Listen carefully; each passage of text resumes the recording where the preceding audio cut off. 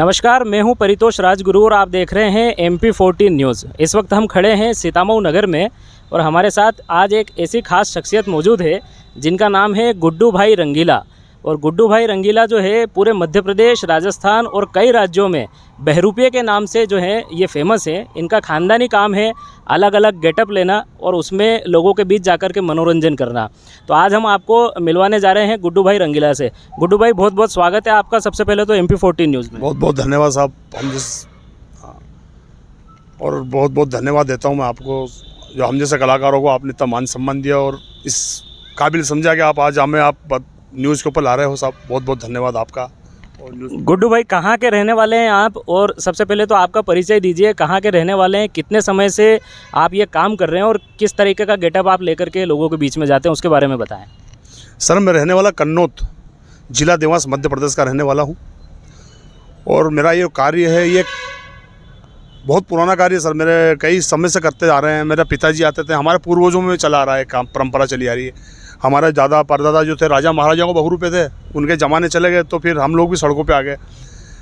इससे पहले मेरे पिताजी आते थे, मेरे दादाजी आते थे इस नगर सीतामऊ में, और कई वर्षों से इस नगर की सेवा कर रहे हैं। हम कई वर्षों से आ रहा हूँ सर। मैं 12 साल की उम्र से ये कार्यक्रम कर रहा हूँ मैं ये, और आज मेरे को हो गए 50 साल करते हुए कार्यक्रम मेरे को। तो गुड्डू भाई, कुल मिलाकर के आप अलग अलग गेटअप लेकर के और कई जगह जाते हैं और लोगों के बीच जाकर के उनका मनोरंजन करते हैं। तो आपके अंदर जो हुनर है, जो आपकी कला है, ज़्यादातर आप किन के गेटअप लेकर के और किस तरीके का रूप धारण करके लोगों के बीच में जाते हैं, उसके बारे में बताएं। पहली बात तो ये सर कि आजकल की कला जो है ना लुप्त होती जा रही है। बहुरूपिया कला बहुत पुरानी कला है और आजकल ये मोबाइल मनोरंजन के साधन धीरे धीरे ख़त्म होते जा रहे हैं। तो पहली बात तो मैं बता रहा हूँ आपको सर कि ये जो मनोरंजन के जो साधन हैं ये धीरे धीरे लुप्त हो रहे हैं। आज मेरे परिवार में ही मेरे बच्चे नहीं करेंगे इस कार्यक्रम को, क्योंकि अब समय नहीं रहा बहुरूपी पाने का। बाकी कार्यक्रम में जैसे सर आजकल के ज़माने में जो रोल हैं, जैसा भी कुछ लॉकडाउन, लोग भूल नहीं सकते, लोग लॉकडाउन, कोरोना की वजह से लॉकडाउन लगा था, तो वो कोरोना का मैंने एक नया किरदार मार्केट में पेश किया था लोगों के सामने। तो पूरे लोगों ने उस रोल की काफ़ी सराहना करी और काफ़ी तारीफ़ करी, और उसके मैंने डायलॉग भी अपने मन से डिलीवरी करी थी सर। तो थोड़ी झलक आपका जो हुनर है उसकी आप दर्शकों को हमारे MP14 न्यूज़ के इस चैनल पे दिखाएं। आप जो रूप आप धारण करके जाते हैं उस गेटअप का आप नाम बताएं और उसके बाद में थोड़ी आपके हुनर की झलक पेश करें।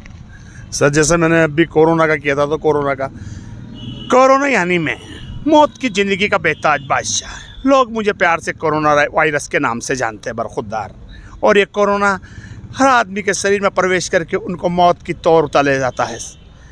ये मेरे कोरोना का डायलॉग है सर। इसी प्रकार के मेरे जैसे डाकू मंगल सिंह की बंदूक से निकली हुई गोली कभी आज तक वापस नहीं आती है, इस टाइप के डायलॉग देते हैं सर। और भी कई प्रकार के रोल करते हैं, जो उस प्रकार के डायलॉग दे लेते हम लोग।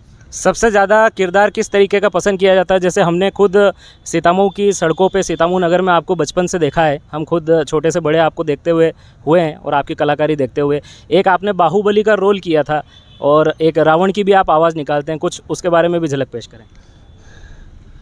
रावण की तो सर वो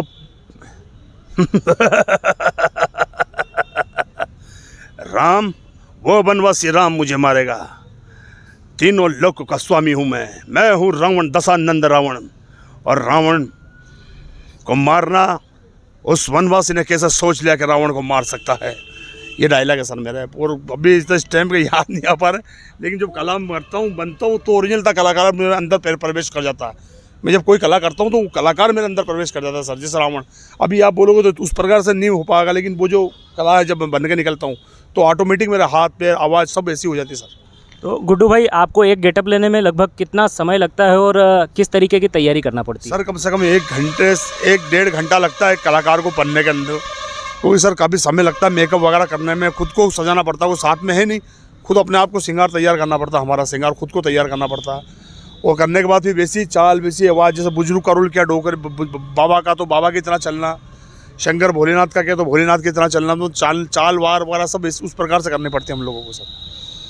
सीतामऊ नगर की जो जनता है, आप बरसों से यहाँ पर आते हैं, साल में एक बार आते हैं और अपनी कलाकारी और अपने हुनर का प्रदर्शन करते हैं, लोगों के पास जाते हैं। सीतामऊ की नगर की जनता से कितना प्रेम आपको मिलता है और ऐसी क्या चीज़ है जो आपको वापस से दोबारा से प्रोत्साहित करती है और आप फिर से सीतामऊ नगर में आते हैं? सर मैं सीतामऊ के नगर के लोगों का बहुत बहुत धन्यवाद और बहुत आभारी हूँ सर। बहुत प्रेम वाले लोग हैं, बहुत प्रेम करते हैं और अच्छा मान सम्मान मिलता है सर। और यहाँ के लोग मुझे बहु रुपया समझ के पैसा नहीं, बल्कि एक लाडला कलाकार समझ करके यहाँ के लोग मुझे पैसा देते हैं, मेरा मान सम्मान करते हैं सर। मैं कन्नौज के नगर का बहुत बहुत, अपने सीतामऊ नगर के लोगों का बहुत बहुत हार्दिक आभारी हूँ सर। बहुत मान सम्मान मिलता है यहाँ के लोगों से और बहुत प्रेम मिलता है सर।